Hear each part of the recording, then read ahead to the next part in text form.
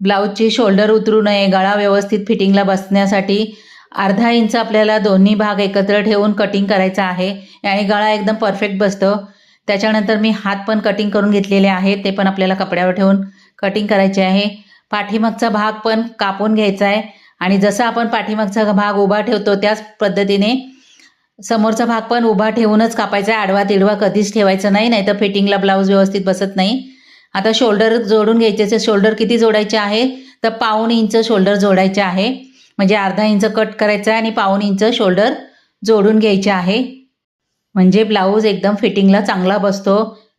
त्याच्यानंतर ह्या दोन्ही शोल्डर जोडल्यानंतर एकमेकांवर ठेवायचं आहे आणि बरोबर आहेत की नाही ते चेक करायचं आहे।